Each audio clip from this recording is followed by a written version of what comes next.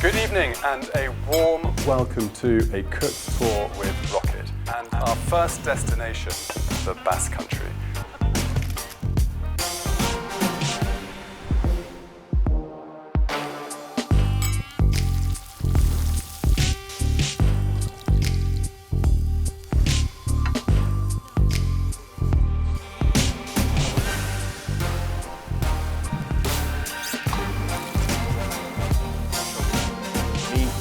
Mushrooms and vegetables, and as you see, sizzle, sizzle, sizzle. And what I want to do is drop the space there, top yolk right in the middle.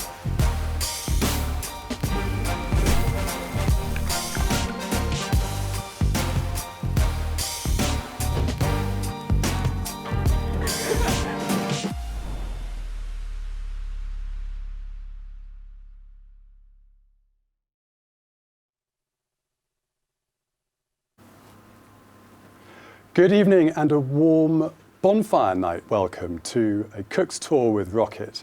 And tonight, our third destination, the Flavours of Istanbul. My name is Charlie Grant-Peterkin and I'm joined tonight by our chef, Ryan Hello. Stafford. Good evening. Evening, nice to see you, Charlie. Very good to see you too. And also our wine guru, Lottie Levy. Good to see you, Lottie. Thank you. Yeah, I'm really excited. Excited to try the food, pair some wine with it. It'll be good. Great to have you on board. Thank you. Brilliant. Okay, so before we get started, I'm just going to give a very brief outline as to where Istanbul is in the world for you, Ryan. Thank you. And I've got this rather wonderful map which I managed to unearth, which is the handy General Atlas. And I can tell you it's not that handy when you're traveling in on the tube, but it serves its purpose.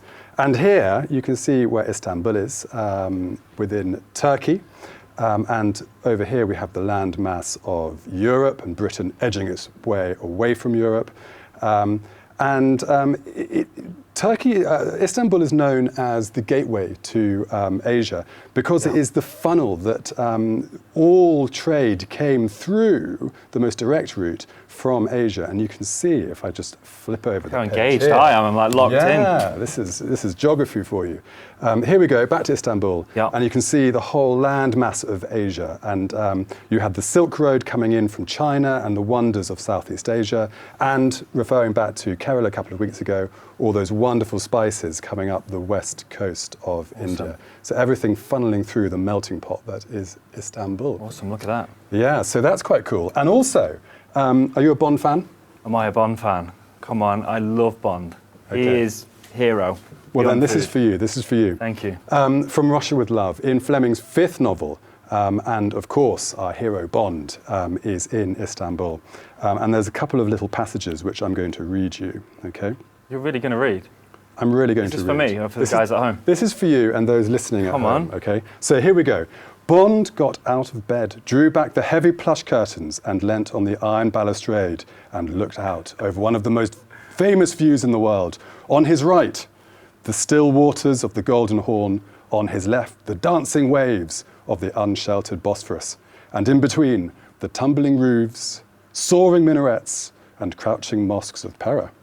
Okay, so Bond goes on and he orders his breakfast and he was not disappointed. The yogurt in a blue china bowl was deep yellow and with the consistency of a thick cream, check. The green figs, ready peeled, yeah, were bursting with ripeness, and the Turkish coffee was jet black with the burnt taste that showed it had been freshly ground. Good. Sounds Okay. good. Now, I found this bit, okay, which is especially for you, Ryan, okay, so no blushing here, all right? Then, so this is, he's jumping his Rolls Royce and off he's trotting on his mission. Then the way was clear and the old European section of Istanbul glistened at the end of the broad half mile of bridge with the slim minarets lancing up into the sky and the domes of the mosques crouching at their feet, looking like big, firm breasts. Now you're talking, Charlie. I think we'll Tell you leave it what, at I'm that. ready to cook. I mean, that was a good exchange because I'm looking at this and I'm a geography boy, so I like this, but that was good. Good, okay. I'm ready to cook. So on that sort of rather fireworky note, should we crack on with some cooking? And just a quick reminder at home, the rules, okay? So you are more than welcome to cook along with us, or you can cook later if you prefer. we will be pausing throughout. We We will catch our breath and allow you some time to pick up.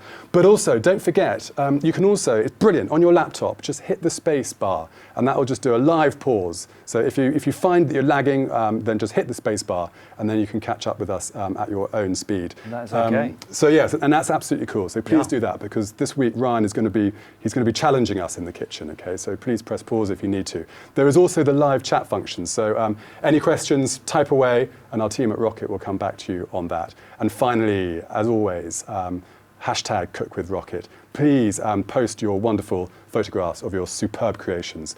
We love seeing them, and please get posting. I'll remind you about all of that at the end of the show. Okay, so Ryan, enough from me. I can breathe. Thank you so much. The most incredible intro of all, so thank you very much. And just before we start, do I get to have a go on this pause button? Yes. Because for me, there's a lot going on. There is flavour like never before. Istanbul is crazy. Kerala started the trend, but this is very exciting. First things first, guys. Charlie, myself, and for you guys at home, oven's on, 220 Celsius.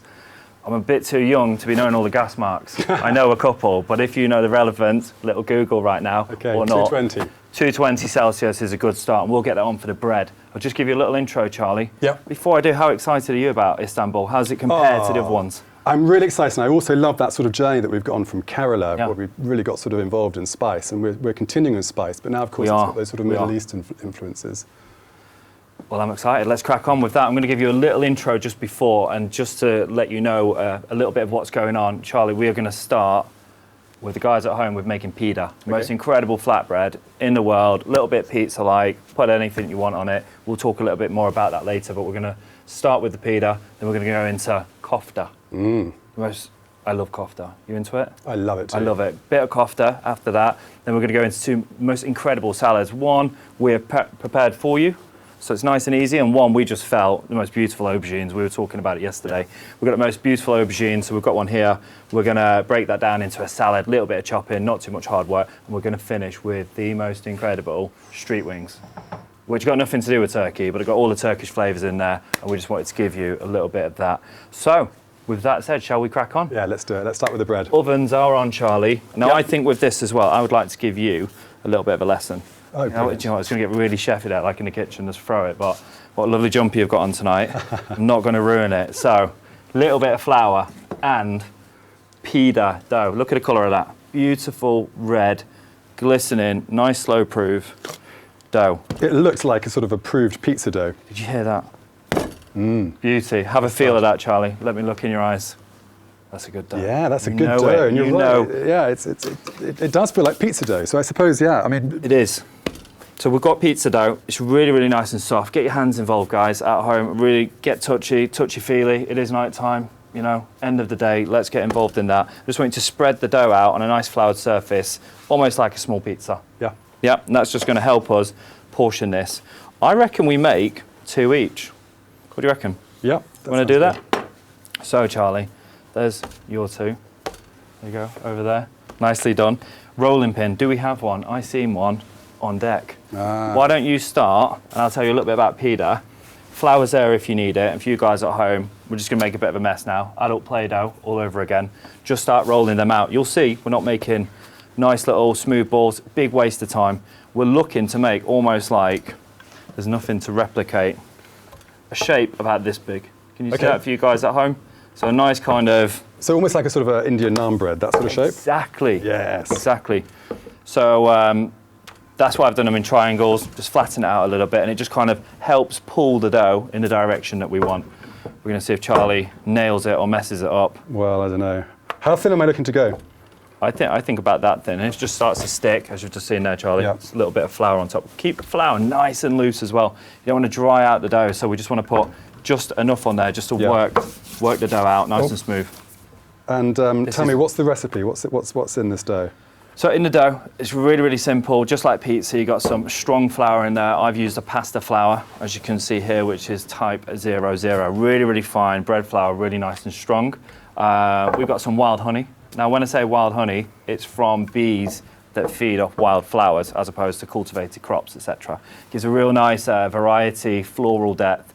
So that's the sugar that the yeast and the flour create a nice rise and prove off. And then what makes this completely unique to Turkey, they add spice to the dough.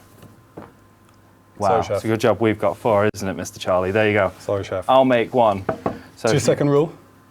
I think it's about 8 now. We'll give, tell you what, I'll get that. We'll give that a little miss. That's good. Guys, we are live. This happens. So if you're throwing dough around the kitchen, extract a fan. That's in the all bin. right. It's okay. So, and if we're going Sorry, I interrupted and you were saying about spices in the bread. So quite unique. If it sticks there as well. Yeah. Do you know what? I love when we turn these corners. It shows people at home that we are real. And we're not robots. We're making mistakes as we're going along. So, yeah, what makes this dough quite unique is the fact, Charlie, that we've got a little bit of smoked paprika in there. Okay. And yeah, you can I add see the specs. you can add a little bit of the Turkish kind of culture around Turkey, different places. Pide is a bread that is for breakfast. That's perfect. Yep. I'll tell you what, I'm going to let you do such a good job Thank you. while I'm chatting away. You keep going. They have it for breakfast, Yep. and I've chose to do a little bit kind of like a brunchy style one, which is usually from the morning we start sweet, and to the evening we go a little bit more savoury. So I think it's lakma, I think is the lamb version that you get with a little bit of fresh mint. You can get cheese, feta, goat's cheese. Yeah. It is literally. It is quite similar to the to the naan, isn't it? So you have garlic, It is. fishwari. Can we call it a Turkish pizza? No. Let's carry on calling it pide, I think. Yeah. But I tell you what as well, I've just thought of a great idea just to switch it up for you guys at home. We're actually going to make this pide with a little bit of fig, a little bit of salted cheese, and a little bit of za'atar, which is my new favourite herb. I only discovered it in the summer. It's a Turkish herb. And then I think as well, with the Esme salad that we've got, we'll just put a little bit of that on there and we'll make 2 types. What do you think? I love it. Let's do it. Let's do it. So, Okay. do you want to grab those figs? Yeah. And Am I done with the honey? rolling pin? We have, yeah. Could you grab the honey, the Yeah. za'atar herb, and the figs for me? And I will just decant so you can see, you guys at home, beautiful little jars from our creative department at Rocket and a cook's tour. Really authentic. This is how they store cheese to preserve it. In Okay. Turkey and Greece, you'll see it will come in absolutely beautiful olive oil, and we put a bit of herb in there just to infuse. So if you just want to decant the cheese, this is the awkward bit where the cheese does come out, actually. Done that one before. So, I know. There you go. We spoke too soon, didn't we? Tell you what. probing in there with your Oh, knife. this is why I need you, just to, we're a team, aren't we? We're a unit. So let's get all our ingredients out. We've got that beautiful, beautiful salted cheese. So I've used a feta-like cheese, salata cheese as it's called in the Mediterranean. So it's a preserved by salt cheese with some olive oil in there, which we'll use. We've got the figs and za'atar. Have you got a little fork over there? I want you to try this. I noticed the spelling of that. This is za'atar, not like zatar. So this is za'atar. I mean, Yeah. I'm Republic of Mancunia again, so the Manchester chat might be a little bit, but that's why you're here, to correct me with my new English teacher, Charlie. So za'atar, and then you've got za'atar. Okay. So za'atar is the Lebanese Middle Eastern spice. Yep. With sesame, dried thyme, oregano, it changes, Jordanian and Lebanese.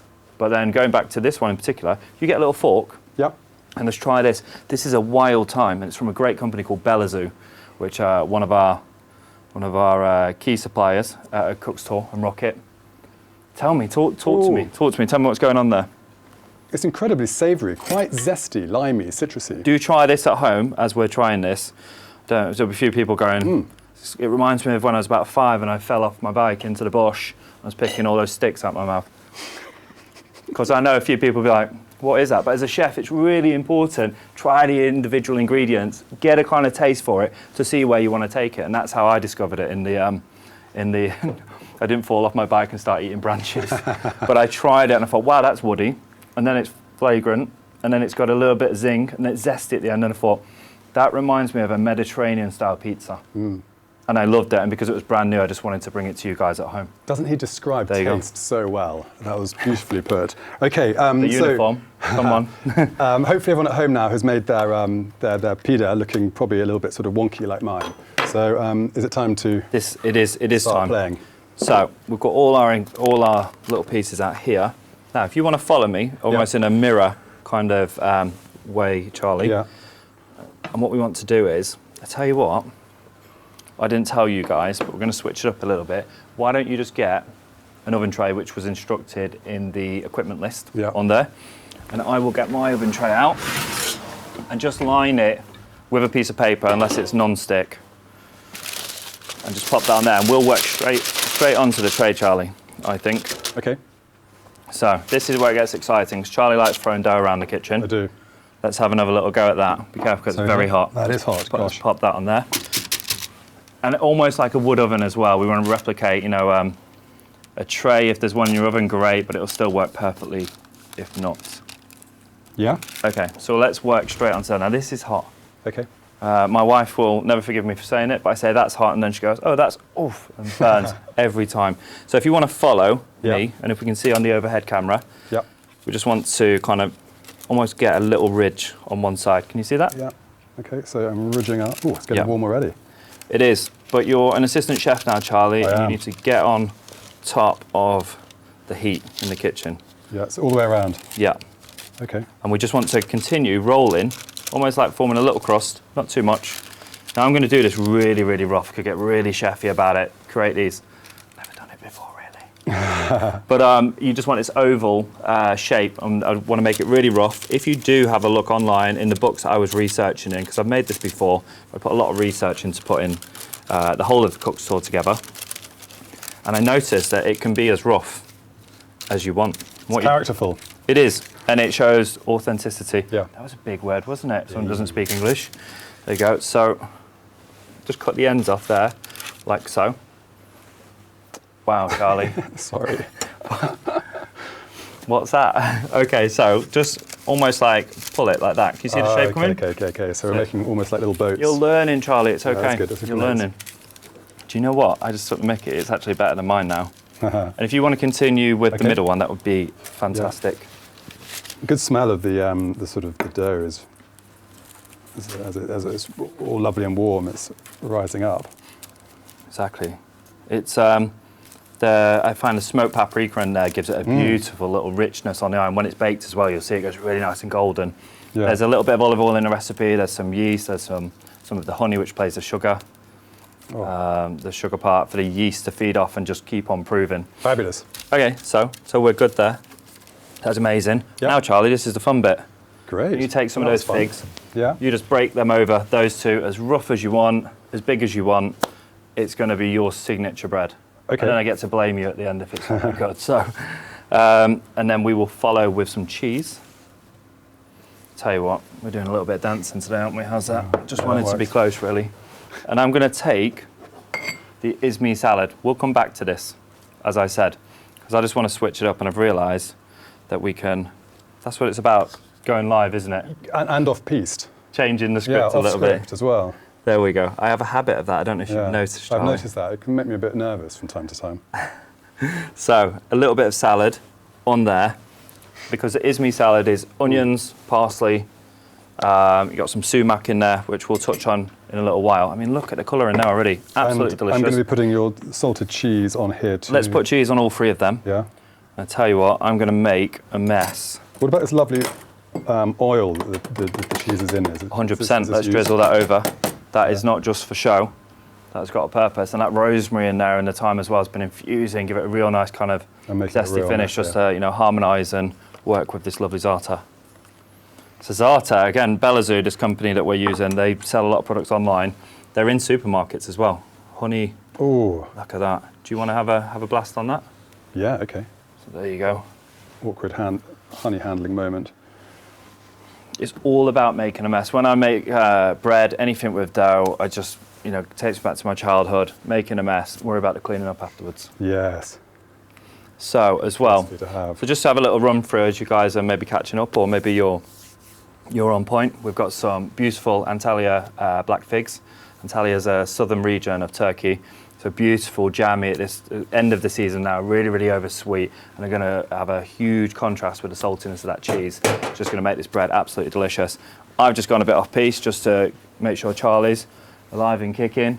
And we've got a little bit of salty cheese with tomato, which we know classically on any pizza, cheese and tomato works perfectly. And there we go. So za'atar, herb, do you want to go ahead with that? Oh, okay, yeah. Be quite generous with the za'atar herb. It's only big bits, just break it up. Everything that's been put in the jar to preserve is edible, so you don't really need to pick it, but it can get a little bit This is looking so cool. It is, and it's authentic. It's got an authentic look to it, which is what I like mostly about it. And so everyone's ovens will be sort of coming up to temperature. And how long does this go in the oven for? Dependent, again, as in other destinations, in the classes, everyone's oven's slightly different, but I would say you're looking at a good kind of 12 to 20 minutes. I'd say the 12 to 15 is kind of the hot area. Okay. But possibly as much as 20. So I'm going to do my chefy moment where I pretend I don't know anything about heat and pick up the hot tray. Straight in the oven, no burns. Okay. There we go. So I'm going to pop a little timer on that, Charlie. Yeah. I'm going to put 10 minutes on that, and we'll just see where we're at in 10 minutes' time. Have a little wipe down while we're at it. So ovens are on. Bread should be done or coming to the end of that. So I'll just give you a minute and talk you through the next dish, which is, Charlie. Oh, I'm excited by the köfte. Köfte. So I need a little bowl. Tell us a little bit about sort of köfte whilst the breads are going in the oven.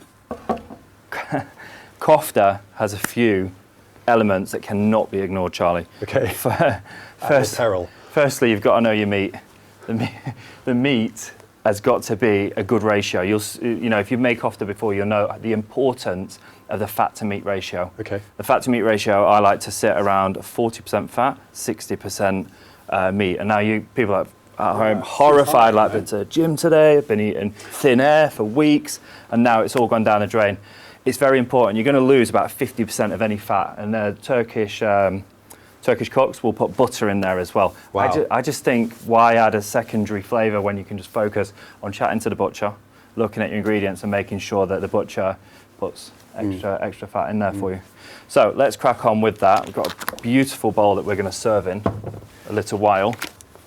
Oh. Organic lamb, HG Walter, absolutely delicious. And as you can see, the colour here, it's almost got, do you remember the Wagyu from the summer? I do. It's got this beautiful creaminess about it. And you can see it's not pink like supermarket, which supermarket meat is perfectly fine. Pay a little bit extra, get a little bit extra, and also speaking to the butcher if you get the opportunity.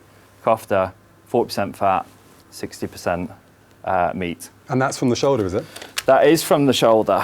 And Charlie, I am just a little bit devastated. And you know why I'm devastated, because I do like handling you in many ways, just like you handle me with my chat and try and keep me on point as much as possible. I do like touching the loins, the shoulder, the yellowtail, True. the ribs, everything that is in front of me. I feel you're going to disappoint me. But I have got this beautiful, so we pop it that way. I'm a little bit devastated. I'm going to work on it for the next destination. We've got this beautiful lamb shoulder here, so I hope you can see that. So it would sit like that. And it's absolutely beautiful. Lamb. Pop it down here. Let's pop it down here so you can see. Beautiful lamb shoulder here. And as you can see, a nice big fat covering. This is organic and it's English, and it's very, very important right now to be using English produce, but also knowing your produce as well. So as you can see, you see this, you don't know anything about it, and all of a sudden, you know this is where it comes from. It's a working part of the lamb. So I won't go too far into it, but it's got a really good life. Organic food out in the fields, lots of exercise, and that fat's getting really well integrated into the meat. And as you can see here, you've almost got like a probably 25-30% fat ratio to meat on the shoulder already, which makes it a fantastic cut already to just instruct the butcher to get on point with that ratio that we talked about earlier. Great. So don't be afraid to pop into your butcher and say, that lamb shoulder, mince it. Chef Ryan has been chatting all about shoulders. Show me your shoulders now. Bang, get them out, and the chat goes in. And this is HG Walter again. HG Walter, incredible butcher. Love them, love their packaging, love the ethos, love everything they're about. And they are in Barron's Court if you want to pop down and see them. Incredible. So let's pop this in here. Now, would you like to pop some gloves on, Charlie? Yes. Because we're going to get a little bit involved with this meat. Have you got some gloves? Yes, I do actually. Let's pop those on now. Lamb open into the bowl, and then I've been really, really generous here, as with the quite big, the huge mangoes in Kerala, and we're going to use half of this because I'm trying to put a bit of bait out there for you guys to do this again at the weekend. These will last 3 to 5 days in the fridge. It's just onions, garlic, and spices. So you're going to use half that amount, and you're going to pop it in there, and you're going to have another go at the weekend to make sure our pupils at home are learning, Charlie. Yeah. And also getting out there with the skills. So I'm ready. Are you ready? There's a little bit of technique here, so you need to get yourself, Charlie, involved with this meat. Okay.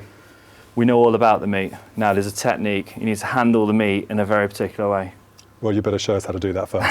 I've got the technique, so I'm going to show you. The gloves on. Now you're probably wondering, he's a chef. Don't see Mr. Gordon Ramsay or anyone popping gloves on. Well, two things. When you're handling mincemeat as well, if you can get it in your nails, you can get a little bit of an infection. Yeah. Doesn't affect the meat or anything, but also at the speed that we work at sometimes, just go pop some gloves on, get it all done. It is raw, cross-contamination, all that. Or you may just not like handling raw mince, so we pop some gloves in the box for you, and we will crack on with that. Charlie, let me have a look at your hands. Good meat handling hands, yeah? Agreed? Agreed. So we're gonna just start working the meat. Probably could have done with a bigger bowl, but we'll work with it. So here we go. Now, look at the technique there. Now, I was taught by an Iranian family that I used to work for. They came down to the kitchen once and said, "Chef, you don't make good kebab." And I was like, "What? You make amazing kebab." He said, no, technique. There was a grandfather, he must have been late 70s, and he showed me a whole new way. So as you can see, thumbs into fingers like that. And what we want to do is, you start having a crack at that. Yeah. We want to start just massaging, Charlie, the meat. And massaging it in a way that we're going to make that kind of fat and meat come as one. If you feel the meat now, you can feel almost little pieces of fat in there. Can you feel? Yeah. And the heat from your hands is very, very important just to start massaging it together. And that's going to make sure that some of that meat binds back with the proteins and holds in there and gives you a smoother. If you've had a good köfte before, you know what it's like. It's really smooth. It's not bitty. It's not, sorry for the bad term, but worm-like. You know, sometimes you get that supermarket mince and you're eating your spaghetti bolognese and you can still kind of feel the way it came through the mincer, and you don't want that. You want a real smooth, delicate, easy to chew, nice experience. Great. So this is going to take a couple of minutes. It can take, 5 to 10 minutes, so you need to hurry up, Charlie. Oh, wow, okay, no pressure. No pressure. How's the technique? But basically, going back to the quick story. The human mincer. Yeah, but going back to the quick story, the grandfather came down and he showed me this technique, and he actually says he was Iranian, so in Iran, they said that they would wait the cook of the house, whether it was the mom, the dad, the grandma or grandpa, and they would wait until the heat of the day, about 12, 1 o'clock, and go out into the street and massage their meat, which is it's full on dedication. It's dedication and thinking about it, but the heat of the sun and the hands would just work that meat, and it would be a good night ahead. There's a lot of sniggering going on in the studio. It was. Do you know what I was thinking about? I was going to explain this, and I think onto the Enough said. Enough said. Yeah, but the heat, and that just shows testament to the story of getting that fat really bind in with the meat and delivering that perfect köfte. Great. So köfte as well. I thought I might ask you a few questions. Oh heavens, please. And answer them for you as well, okay, as why usual, not? maybe. But basically, köfte. Tell me anything you know about it, Charlie. The thing is, what I know about köfte is that weirdly it exists all over the world. Yeah. And it has different names. I mean, I don't think this is too far from perhaps a burger that you might see in the West, to meatballs that you'd see sort of in Southeast Asia. So my understanding with that is that you're perfectly right. It's a seasoned, savoury piece of meat. Yeah. And it's delicious, just like the burger that you've just talked about, meatballs, etc. However, köfte is it basically translates somewhere from my research into a savoury ball, usually done with mince, and usually with lamb, beef, sometimes chicken. In Iran, I know chicken's really big, but there's vegetarian types as well. Are there? There are lentils. You don't see a lot of legumes, lentils, and beans, pulses in Turkish cooking. There's a few, but they're not so prominent. And I think if you were to do a vegetarian, vegan version, lentils would be up there. The starch just helps bind them, and they go great with all the spices as well. Are there any principal, well, you mentioned spices, are there any principal spices that have to be present for it to be köfte? For me, 100%, a little bit of cumin in there, a little bit of turmeric, onion and garlic. So I know the onion and garlic, not necessarily spices, but then cooked as well. What defines a good Turkish köfte for me is almost getting those layers of flavour we've talked about in past classes, is cooking down the onions, layer one, nice and sweet, juicy onions. and then you're going into the garlic, cooking that out so it becomes a cooked aromatic garlic, and then the spices get toasted in that, which is what we've done. We've done the hard work for you. We've took a good 15 minutes out by cooking that spice mix just to make it nice and easy. Your meat is looking good there. It's getting sort of stickier. Is that right? You can see as well. Not a very chefy term, but it is getting a bit stickier, and that's good. That shows that the heat is emulsifying the fat with the meat, and that's exactly what we're looking for. Okay. Shall we just, if we can get an overhead cam on there? You're making a bit of a mess as well. I like that. yeah, it ain't pretty, is it? Let me get my hands out of the way. I think we're good. I'm going to. Oh, there we go. So we've got 10 minutes on the pide. Charlie, they are looking good. Okay, good. I'm going to pop another 2 minutes on those. Have a little fight with the timer while I'm at it. Okay, can I deglove? I tell you what, if you could keep them on for a minute. Okay. I did have some gloves. Do you have any spare gloves over there? We did have 2 pairs of gloves, but I've taken them off now. Well, we can find you some more. Are you keen to get your hands in there? I'm keen to get my hands in there just to show you a little bit of shaping. Great. Okay. Gloves are coming to Thank set. you very, very much. So, need to get involved with this. So you have got sticky hands, and I also think it'd be great.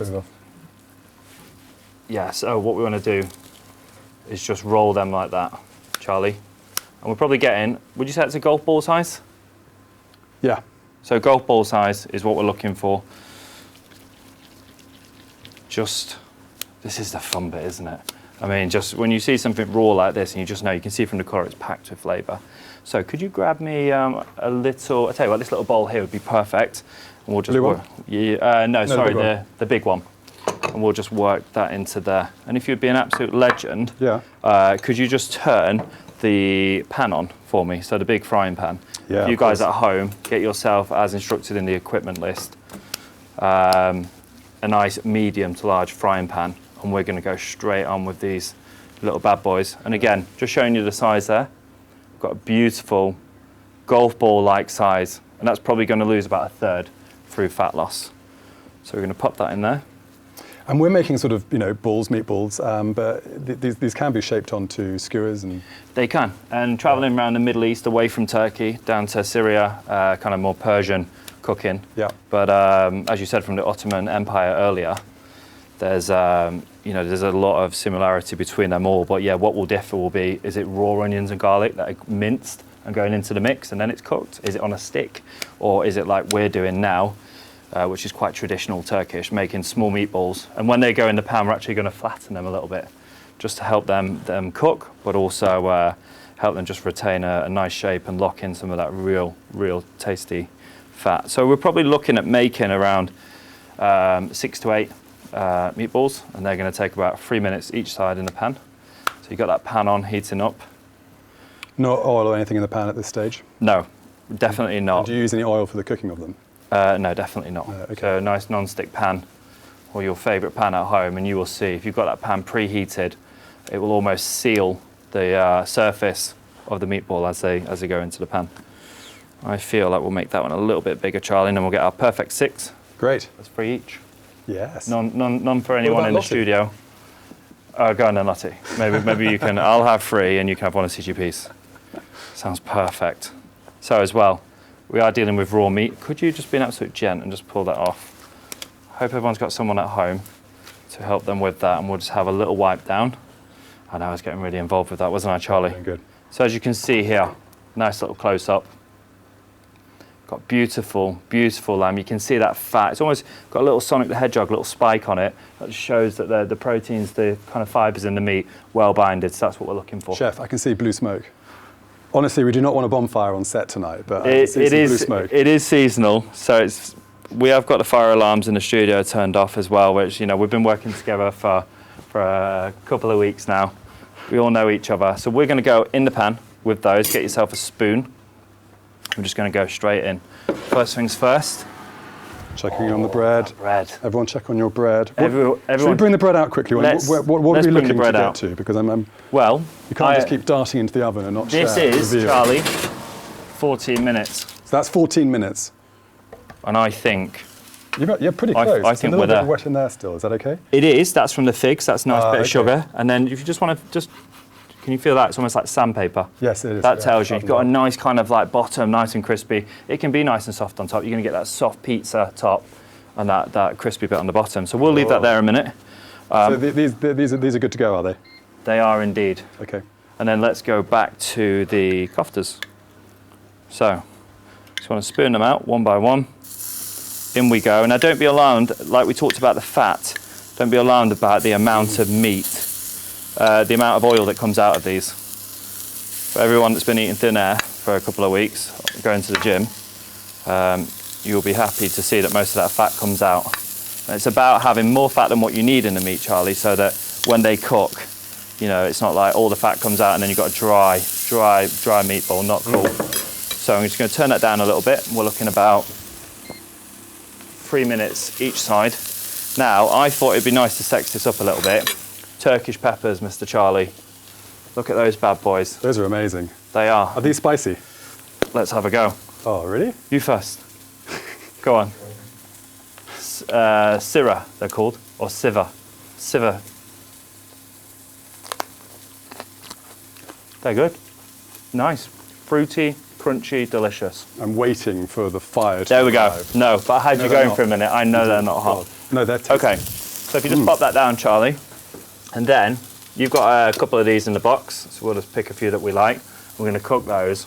Layers of flavour. It's not even going to go in the pan, is it? An absolute monster. I have to pick a smaller one. Okay, I'm going to go with it. Yeah. So I'm going to go with it. Let's pop them in. Pop those in, and they're just going to cook and almost like slightly barbecue and toast up. Real nice. Now you want to turn these meatballs probably every minute. So we're going to turn them six times. And the reason is, it's a bit like a steak. You just keep turning it on the barbecue. So you don't want it to catch. Yeah. We don't want it to catch, no. But a nice toasted, you know, thinking about the natural cooking process, Charlie, of these köftes would be over open flame. Yeah. The best way to cook them is over open flame. So just gently kind of moving these. If they're stuck to the bottom, like that one, just give it another minute. And it's the same with cooking fish. I'm just going to remove. Oh, really? So if it sticks, why does longer time help it? I would have thought it would stick some more. Pop that over there in the sink, sorry. Yeah, so it's like fish. So a protein generally needs a certain amount of time to release itself, and heat will do that. So you see people poking away. I've referred to my brother a few times, like, oh, what's wrong with the fish? Why is it not coming off? Big no-no. Wait, in time, the skin will release, and you'll see in a minute, there was 2 that were stuck to the pan. They'll just release. Yeah. They need the heat to come up. You're getting cold weight against kind of like a hot surface. And eventually, once it seals off, it will just seal like a golden piece of meat. And Amazing. Come Can we do a masterclass on fish cooking soon? We can. Yeah. I don't know, I mean... Maybe in our winter series we should look into doing that. Why don't the guys at home, why don't you tell us if that's what you want to do? So send some messages, Yeah. send a DM in and let us know. Because I think it's such an art form. I see chefs cooking fish and some of them don't have a clue. Great at cooking meat but not fish. I was very lucky to be talked through and shown the ways of cooking fish. And it's an art form to have the knowledge, but once you know it's really easy. So would you be an absolute legend? You want to just move these away, place the bread on there, and I can get Are you going to need these herbs in a minute? No, but we're going to use the surface to plate the bread. Okay. And the bread, guys, as well, as you'll see, like what's he doing with that bread? Is it pizza? Is it going to go cold? It's generally eaten at an ambient temperature, so that's why I've chosen to do it first, so you guys can get it made, pop it on there, and we'll come back to it at the end of the show. Great. Good idea? So if you just want to pop that on there, we can cut it a little bit towards the end. These are probably coming up to about 3 minutes. I talked about those 3 minutes each side. We're going to turn X amount of time, so about 6 minutes in total. So bread's out, which is a good time now, guys, to get your ovens down to a holding temperature of about 80 degrees. So as the köftes come out and we travel through the salads into the chicken wings at the end, we can just keep everything nice and warm. So I'll do that now, and I suggest you guys at home bring that oven down. I'm going to bring it down to about 80 degrees, leave the door open for 5 minutes, just to get rid of some of that hot air. Shall I give you that to go back in the oven? Or? Do you like the way I just take things out of the oven with a cloth and then 1 minute later just pick them up like my hands are metal? They're not. I've suffered in time. So let's come back to that. So what we're going on to next, Charlie? We're going to go on to the... Well, we're going to be trying some wine in a second. Are we? Yeah. How exciting. Bonfire night. bonfire night. A little bit of wine. A little bit of wine to put out the flames. Nice. So we'll be inviting Lottie onto the set in just a moment. Amazing. Now, I'm wondering whether you need a few more minutes on that, or whether we should get Lottie on now. Let's do it. It'd be a great time, and you guys at home probably being quite careful, having a look around the köfte pan, make sure it's all going well. Yeah. Timing is of the essence. Let's get Lottie on. They can just tick in on a low heat in the background. Good. Well, let's Sure. do that. Let's do Okay. Well, we met Lottie earlier in the cook-along, and it's great to have you here with us, Lottie. Hi, Lottie. Thanks. Hi. It smells incredible. I mean, absolutely incredible. It's quite Smells hard, good. sort of, not just diving in and tasting. Well, I can tell you, it's quite hard to be seeing that wine and not diving in and tasting actually, as well. So, I actually did start a little bit earlier. tell us all about it. Great. So, well, when thinking about this menu, first of all, obviously you've got the spices and you've got that hero lamb. And I think the really important thing here is the fact that you've talked about the fat and how important that is with all these dishes. And I think when you're trying to pair a wine with something so fatty, it's really important you have the sort of the acidity and the freshness, and you want something to cut through, because otherwise you're just having something that's too rich all the time. Which is why we are trying this really delicious little Italian number. And thank you. It's my favourite part, And Lottie. I know, it's a good bit, isn't it? It's It always is. good when you bring out the alcohol. Thank you. So we are in Tuscany, and we are on the west coast. You've got Pisa to the north, you've got Siena sort of northeast, and we are on the coast. And the key thing here is that we're in Maremma and we're in Bulgari specifically. And the thing about this place is it's famous for super Tuscans. And, you know, a lot of people know of something like Sassicaia or Ornellaia. They're sort of the big names. And the thing about those is they're not using, on the whole, traditional Italian varieties. You know, you're drinking basically Bordeaux grape varieties in Italy. And this sort of came about in sort of the late 50s. Antinori started planting some of the Bordeaux varieties, but more specifically in London in 1974-ish, there was a blind tasting with all these absolutely incredible Bordeauxs, and someone put forward Sassicaia to try blind, and it basically blew the Bordeaux wines out of the water, and that sort of started the craze of the Super Tuscan. So anyway, we're in Bulgaria, which is where these Super Tuscans come from, and what we're trying is it's predominantly Cabernet Sauvignon, which gives it a little bit of structure.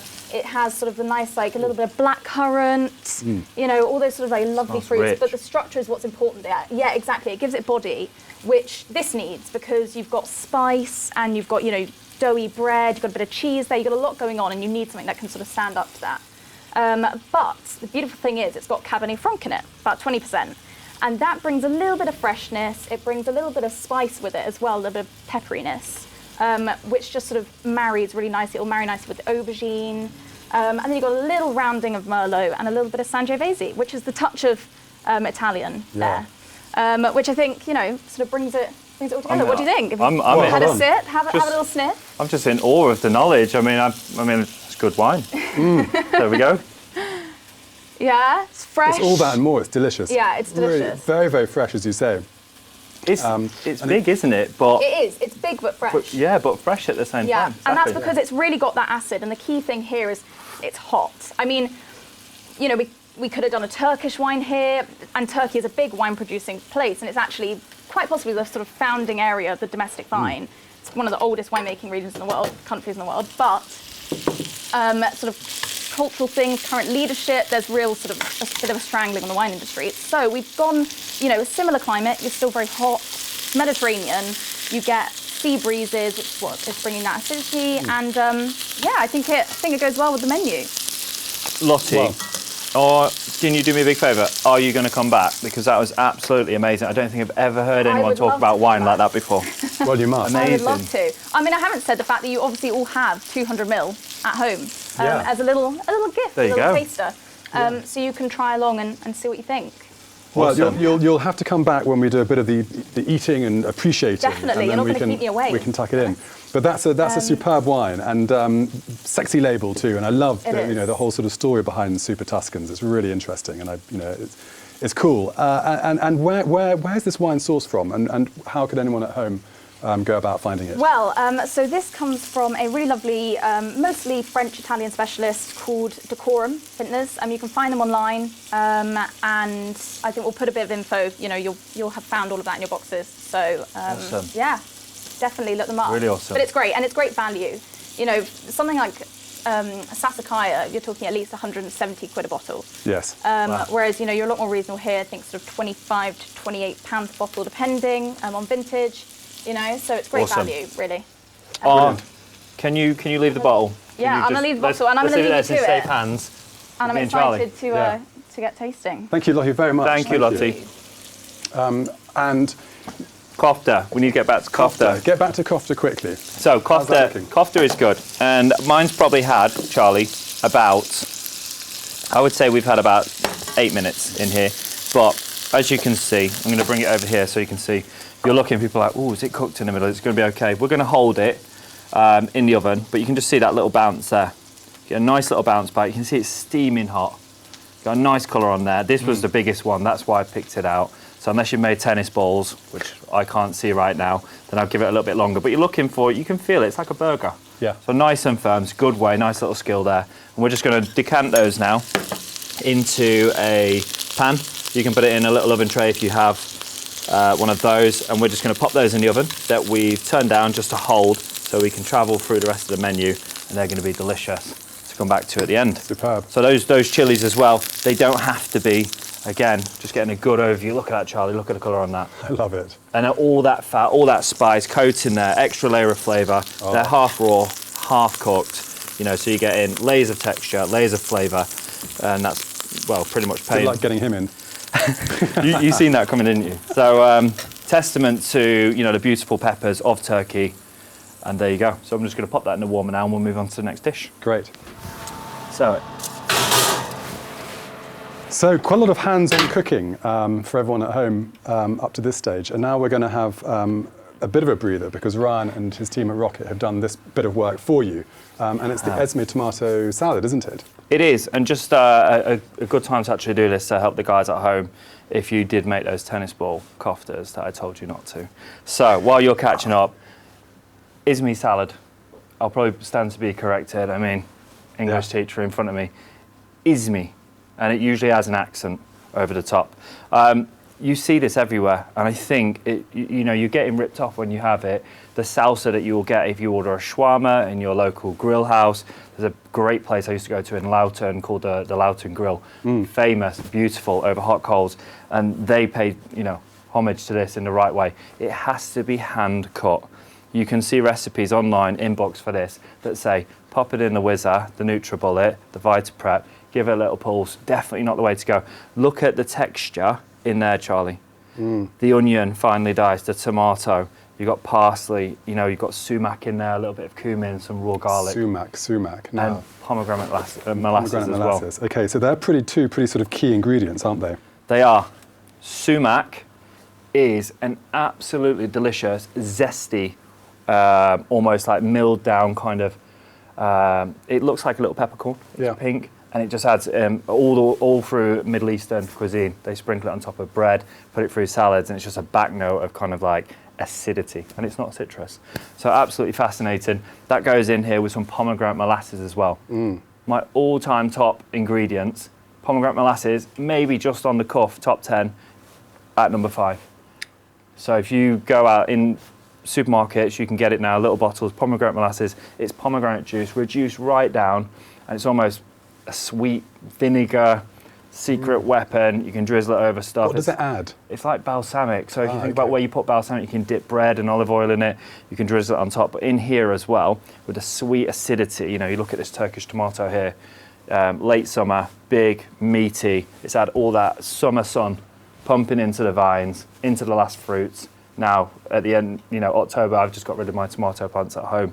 Took all those tomatoes off there, the big gnarly looking things, nice and sweet. And the pomegranate molasses just come and, play with that in a completely different way. And the sumac. Great. So we've done that for you. It was hand chopped by the chefs at Rocket. It took months and months to put together.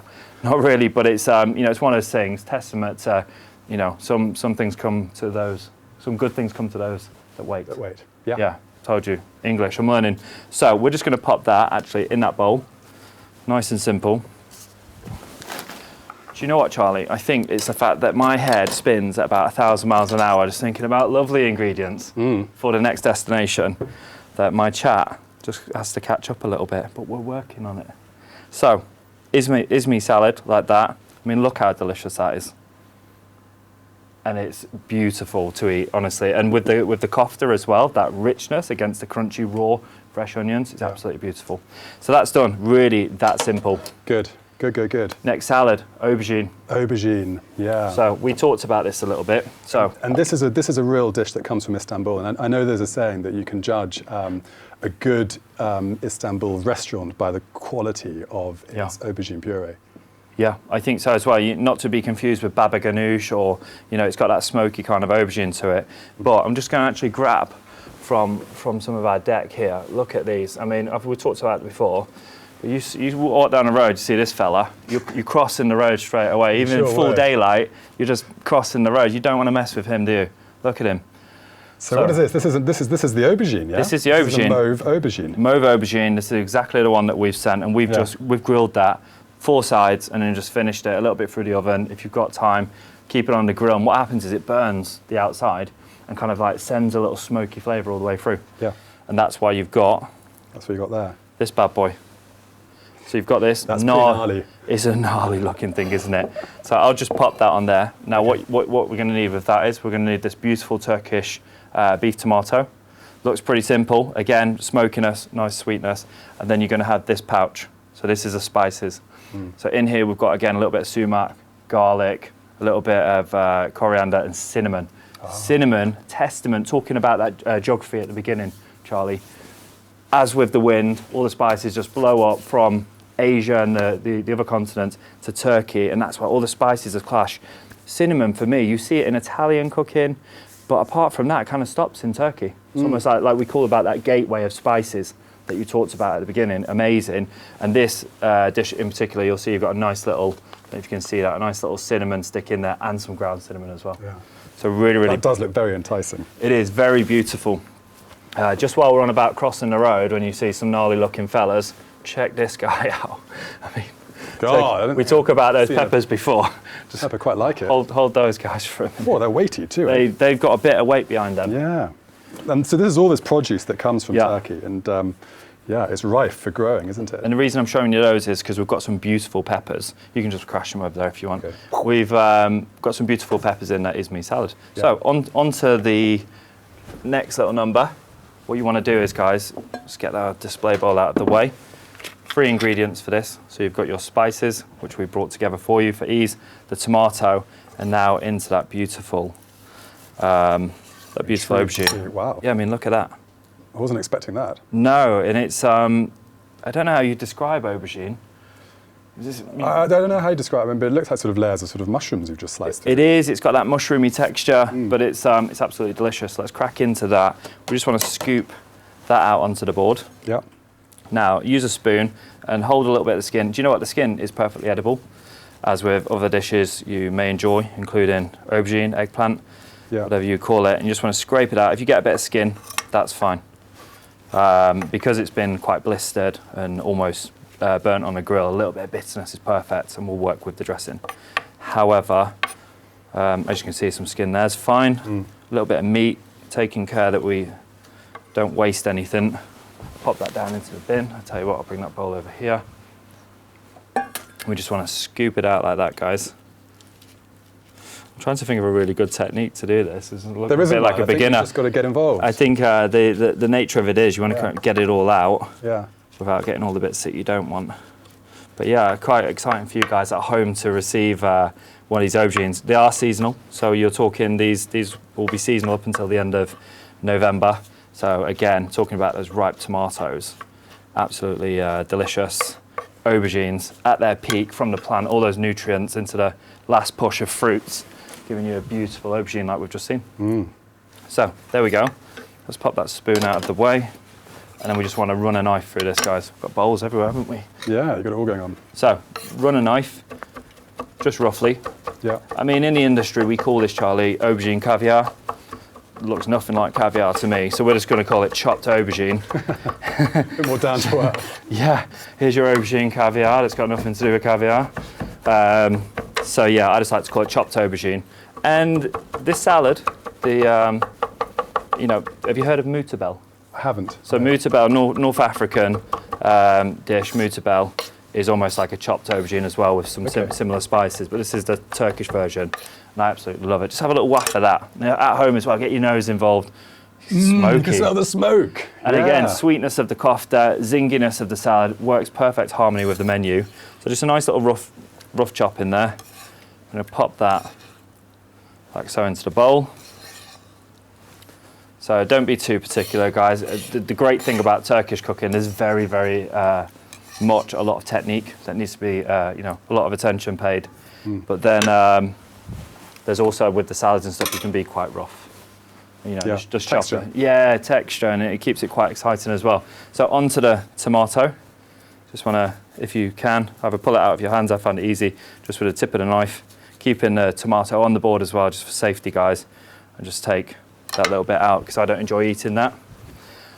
This would be also a perfect time, just remember, Charlie, just to pop your oil on for your street wings. Good thinking. Would be an absolute Good thinking. dream to pop that on. I'll make sure we don't braise the lamb shoulder at the same time. Yeah. So this is our penultimate dish, and then we've got the street wings. We have indeed. Climax. We have. Today's cook along. So that can go on. And the wings, guys, don't worry, we'll come to that, but they're cooked, so we're just browning those off. Yeah. So all concentration back onto the aubergine salad. Into quarters, like so. Now I like to get rid of, Charlie, this little bit in the middle, just because I find that it gets quite acidic and just waters down. Yeah. Waters You're down. looking to get rid of all the seeds. Yeah. So I'll tell you what, I'll bring our little waste bowl back. So we talked about some, just while we're cutting this tomato, we'll talk about a few of the products that we're using today. Yeah. The za'atar that we started with on the bread earlier. I mean, brand new. Guys, you can get this from a company called Belazoo. Great friends of ours at Rocket and a Cook's Tour. We absolutely love everything they do, really authentic. They literally go out. I was quite inspired to actually bring Istanbul to you guys because of the produce that they offer. You know, they often go out researching ingredients they want to sell, meat producers, and that's the way it should be done. And bringing that to you guys at home is amazing. That's why I wanted to talk about them a little bit. Yeah. And where can they be found? Are they? So online, Belazoo online, but also in your local supermarket. I've seen they have quite a small range in the supermarket, but in the ketchup pickle section, where the mustards are and stuff, they have a few glorious little pestos and the preserved lemons that we'll be serving with the lamb. Yeah. The za'atar will be online for sure. But visit those guys. Absolutely awesome. Lots of big name chefs out there, including myself. Yeah. Not to be forgotten, Belazoo. They're absolutely incredible for Turkish, Middle Eastern, North African, if we're putting them in a genre. So tomatoes. What's your chopping that? Can I ask you a quick question? Because it's something that sort of I often think about, and I'm sure that going to get viewers at home tested too. No, but I sometimes sort of I get confused, or I don't know what really the difference is between sort of Middle Eastern food and perhaps North African food. And I sometimes, rather naively, put everything sort of from sort of Casablanca all the way across North Africa and around to Istanbul, probably in sort of the same sort of bracket. Yeah. But how, explain what is the difference, and are there differences? Well, the thing is as well, in short, there's a vast difference. Turkish cuisine, for example, lots of spices, lots of similar techniques, but they're really big on the bread, grilled meats, and almost, I don't want to say condiments because it's disrespectful, but this is testament. It is meat salad, and the aubergine would be used as a dip for the bread. Yeah, it's almost like a meze, and that goes through Middle Eastern. So I suppose there's a genre of flavour that can be mixed up. But as I said with the koftas earlier, that in Iran, for example, they grate raw onion and raw garlic into minced chicken or lamb, and do the same process. Whereas you look in Turkey, and they cook those spices, onion and garlic. So it would be disrespectful to say they're all the same. I think it's almost like saying the French do roast beef and we do roast beef, but they'd be completely different, wouldn't they? No, of course. So but I think suppose pulses, couscous, beans, all those. Once you start going a bit more south towards Israel and Jordan, etc., you start going across as well into Egypt. See, I told you I was good at my geography. There we go. Get the map out again. North Africa as well, and you've got dishes from Morocco, for example. You've got zalouk. So look is fried aubergines, tomatoes, a little bit of spices, and then you've got caponata in Italy. Yeah. Which is exactly the same with Different. 2 spices different. So you talk about, the travel of spices and stuff, and the different countries inheriting things. And yeah, there's a massive difference. Once you go to Egypt and North Africa, you start looking at fava beans, chickpeas, lots more legumes and stuff, and the spices. Amazing. So here we go. That's cool. Okay. Tomatoes, aubergine, then you've got your little spice pack here. Yeah. I've got wet hands, Charlie, can you? Oh, come on. Sorry, I'm going to struggle with that. I hope everyone at home is getting on well. We're approaching the hour mark, so We are. we only have an hour of these people's time, and maybe just a little bit more. Told you I chat a lot, Charlie, so Well- we'll crack on. We're doing good. Do you feel like you put some pressure on a little bit sometimes, honestly? Come on, Charlie. I tell you Well, what. I just know we've got probably a few hungry folk at home, Okay. but we're doing good. We're doing good. If you want the apron, I can get you one for next time. Honestly. So here The we way go. you're putting me to work, I think I probably need one. That's not a waste. That was in there, macerating, doing its thing, being all cinnamon, and everything that cinnamon is, being absolutely beautiful to embed more flavour. And we just want to smash this up a little bit. Charlie, Oh, I tell you, gosh, I tell you that what. looks good. As you're putting the pressure on, we speed it up a little bit. Why don't you be an absolute dream? Oh, dream. And with those herbs, Yeah. some parsley. Just break some parsley in here, maybe a sprig or two, and you guys got a nice little bouquet at home as well. Parsley and the aubergine. Here we go, I'm going to test him. Chopped up? That's coriander. Oh, hold on. No, sorry, I'm being a doofus. So here we go. Here we go. Here's the parsley. So parsley, just break maybe a sprig in there. We'll give it a little mix. A little bit of coriander onto this jazz. Yeah. And if there's 2 of you at home and you're getting really involved, I'll just start talking about the wings a little bit. Yeah. Should we? So, again, Bella Zoo, talking about incredible products. Shawarma or Yeah. shawarma? Shawarma. Shawarma. There we go. So, perfect pronunciation. This is from Bella Zoo, and this is just great. I mean, you read on here, they've got beautiful turmeric, cumin, all cooked down, all the hard work done for you. And this can just go straight into a marinade for the meat. It can go straight into whatever you want. I've made, because at Rocket, in general, we're a bit outside the box, pushing the boundaries all the time. We wanted to, bring that straight to a cook's tour. So shawarma ketchup, do they have it in Turkey? Of course they don't have it in Turkey. It's just pure madness. We needed a dip for the wings. Yeah. And we've got these beautiful products. During our development meeting, when we were talking through the menus, and this was a while ago now, we were like, Ryan, what is this? Shawarma ketchup, does it actually exist, or is it just a sort of a Ryan rocketism? It is that. It is just that. It is And, I wouldn't be a chef if I didn't play But around that's with what the I love ingredients. about your turkey fried chicken, TFC, because actually, well, I mean, it doesn't really exist, does it? But it's got all the flavours No. of Turkey and Istanbul. This is how I'll put it. Who doesn't like Kentucky Fried Chicken style chicken, wings, etc.? We sort of all do, don't we? We do. So what we've done is, as well, we've made a beautiful shawarma ketchup, a little bit of tamarind in there, a little bit of prune, and some of that beautiful Bella Zoo shawarma paste. It just adds a nice little kind of vinegary tomato ketchup to the chip kind of number. Now, to go with that, we have some wings. So just hold these up, just so you don't think I'm throwing raw chicken around. We've just got all this beautiful ready-to-eat produce. These have already been cooked. We're just browning them, making them crispy. Now, the reason I've done that, some of the best producers of crispy chicken in the world, you cook them in stock or steam them first to tenderize the meat. It's very, very important. So these are cooked completely, and we just need to brown them off in some hot fat, which we have got on. And to test that, what we want to do is, I'll just bring that onto the close-up camera so you can see. Just want to pop it in, with a little sizzle, which we're getting there, and we're just going to brown those off nice and slowly. So Charlie, should we go ahead and just put these in? So I'm just going to pop. We've been very, very generous. Charlie was like, "Are we gonna give all those wings?" It's like, we've sent all those wings. We have sent all those wings. So there's lots of wings there. If you're a wing fan, you're going to be winged out at the end of this because there's loads. We'll cook about should we cook about 6? Yeah. Let's cook about 6, and while they're golden browning, can you say that? Mm-hmm. We're just going to get those nice and golden. That's going to take about 2-3 minutes, so we'll keep an eye on that. Pop those over there. Now, I think it's time to start plating up, Charlie. Yep. What do you say? Should we go for it? Yeah. So we've got that lovely bread that I reckon we just keep whole. It just looks so authentic and so lovely there. let's just pass some of that to you if I can. Yep, of course. Pop out. Let's plate this aubergine. Do you want to plate this for me? Yeah, I'd love to help. I love the enthusiasm. You're a bit like, ooh. I was like, really? No. I mean, So, what we want to do, I'll show you one. yeah. So we get a nice little scoop like this. I'd love Oh, to hold see. on a second. That looks like a quenelle. It is a quenelle. Isn't this and a sort of a thing of the 80s? it's whoa. This is classical Turkish way of presenting. So like that, don't be too perfect. There we go. Carry on, chef. So Okay, here I go. you carry on. Maybe 5 or 6 more of those in there, kind of nestled around, and then we will pop a little bit of fresh dill on top of there. And there's our second side salad, main salad, whatever you want to call it. Is he doing okay? Can you see that? You know what? I think that was all right, but I think why don't you do a couple more? Because actually, you know what? This is actually a little bit of a masterclass. It You is. have to do a quenelle, and everyone at home doesn't want to see you doing it. They want to see you doing it a properly. little bit more than what you think. It's probably about 2 tablespoons on a 1 tablespoon, and then you just want to drift the spoon, almost like you're scooping some ice cream, Yeah. and just keep doing that time after time. It took me about 16 years to do this, so you should be all right on your 5th one. And there we go.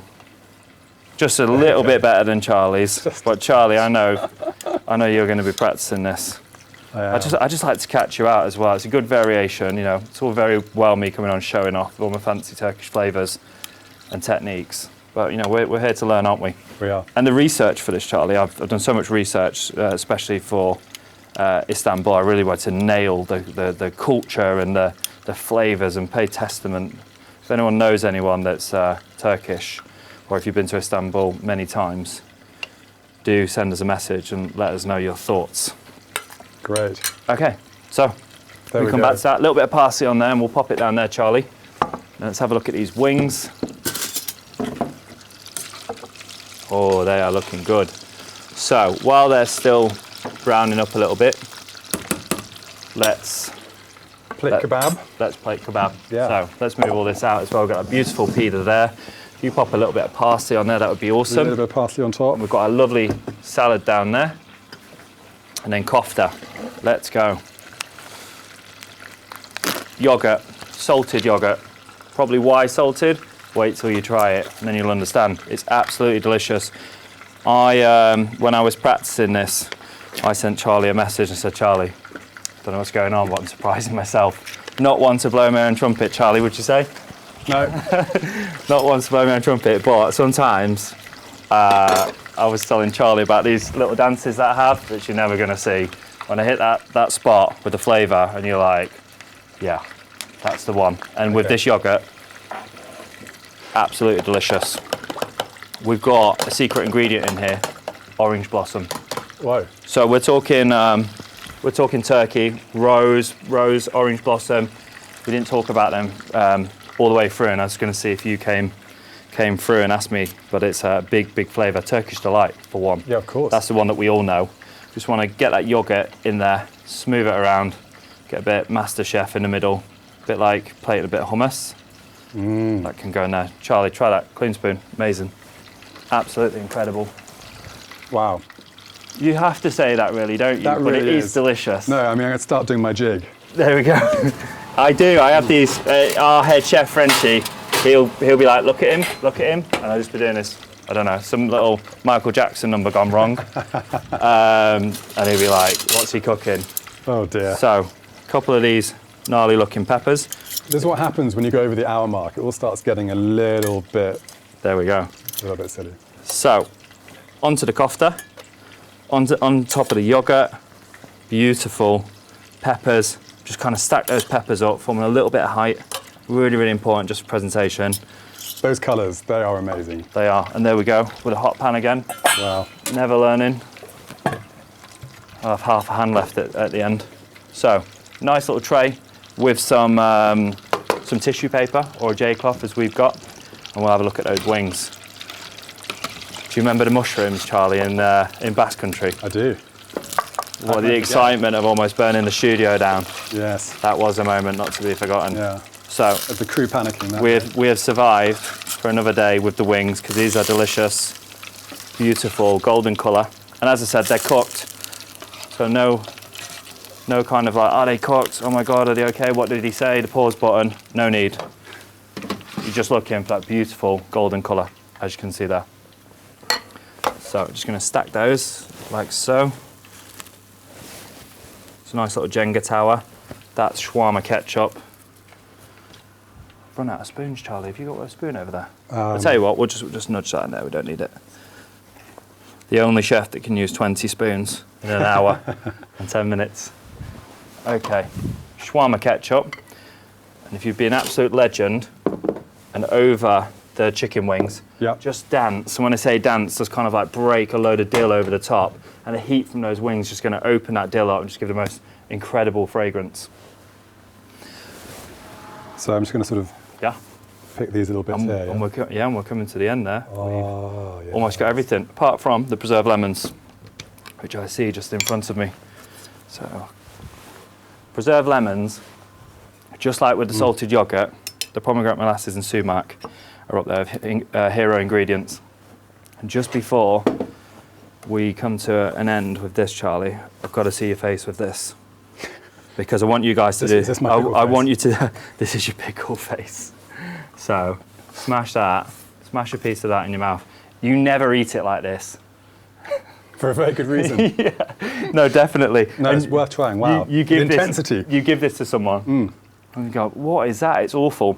But again, like with the za'atar, falling off your bike story, you've got to imagine it as singing alongside a lot of other ingredients: fatty lamb, sweet tangy yogurt, and then this acidic, bitter, preserved lemon over the top is just, making history there. It's absolutely beautiful. The flavours come together, which completes us, Charlie, with our Flavours of Istanbul tour destination. Amazing. Right, move that board out of the way. Let's wipe down. I'm going to bring these dishes in so we get a really good shot do that. overhead. And then, Tell you what, Lottie, why don't you start sneaking your way in? You don't want to miss out on the tasting, do you? So come on in and top up the glasses. Dry there, yeah. Yes, I know. You're pretty good at cleaning up as well, Charlie. Oh, come on, Look you're at too that. kind. Okay. There we go. We got some forks. We do. How exciting. I mean, that's come together We quite do, well. and I actually even brought an extra one, just in case.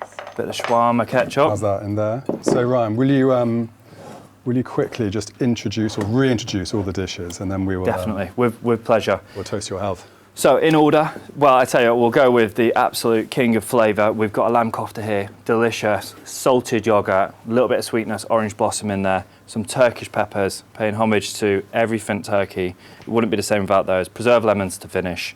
We've got a beautiful, beautiful aubergine salad with a little bit of parsley, some cinnamon notes in there, and a little bit of garlic and onion. The Esme salad, which we talked about, time makes perfection. Beautiful texture working with the other soft salad and the richness. And then the wings, I mean, where do they come in? Like we said, just because we love wings. That's why we're doing them. So we've got the beautiful shawarma wings, marinated in some buttermilk with some shawarma paste, cooked, finished with dill, shawarma ketchup just because we can, finished off with a pide with fig and salted cheese. Wow, yeah, well There done. we go. Yeah, Well Thank done. you very much. Right, come on, Lottie, come centre stage. I seriously, Now, I'm going to take my wine. it's kofta time, kofta in one hand, glass in the other. Grab one of those, excuse Yeah. me. Why don't you have a taster? Get in, okay, get in there, give Lottie. this a go, because this has been staring at me. Okay, so we've got that yogurt under there, right? The yogurt's a special bit. Make sure you get a little bit of everything on there. Oh my god. You know it's good. I know so that's good. Oh, it's so good. Now I'm just looking at you. And I hope you guys at home as well, you're tucking into this now with similar faces and noises. Yeah. Delicious. Oh Brilliant. my god. Well, Wow. I'm going to make a quick toast. And as they say in Istanbul and Turkey, şerefe, which means cheers. I'm not even going to try and say that. Yes. Şerefe. Cheers, guys. And cheers to you at home. Absolutely, and happy Enjoy. bonfire night. So, thank you, Ryan, thank you, Lottie, and thank you all at home for joining us this evening for the Flavours of Istanbul. We look forward to seeing you in a couple of weeks' time, where we head off to Bali for the temples of Balinese cuisine. So we hope to see you in a couple of weeks' time. Please do, as ever, tell your friends and family, spread the word. We would love for them to join us on the tour. And please do post your photos of all your delicious creations using that hashtag #CookWithRocket. So from us to you guys, thank you very much indeed. Enjoy your dinners and goodbye. Goodbye. Bye.